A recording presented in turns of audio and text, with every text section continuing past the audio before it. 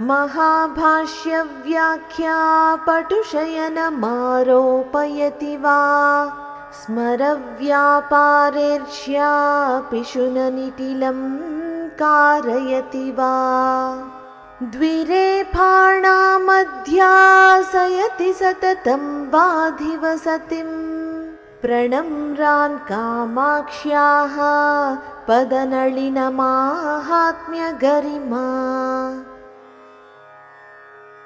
महाभाष्य व्याख्या पटु शयनम् आरोपयति वा स्मर व्यापार ईर्ष्या पिशुन निटिलं कारयति वा द्विरेफाणाम् अध्यासयति सततं वा अधिवसतिं प्रणम्रान् कामाक्ष्याः पदनलिन माहात्म्य गरिमा।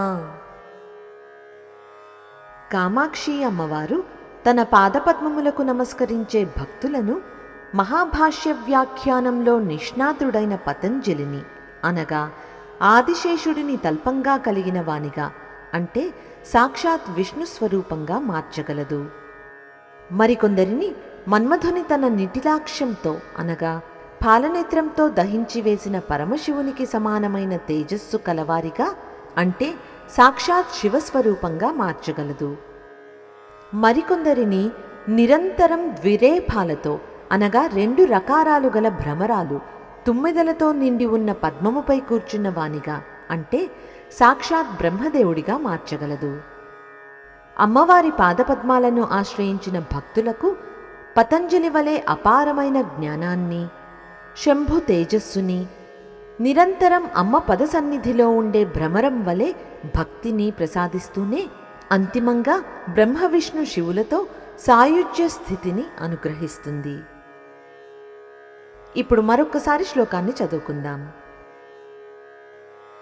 మహాభాష్య వ్యాఖ్యా పటుశయనమారోపయతి వా స్మర వ్యాపారేర్ష్యా పిశుననిటిలం कारयति वा द्विरेफाणामध्यासयति सततं वाधिवसतिं प्रणम्रान् कामाक्ष्याः पदनलिनमाहात्म्यगरिमा।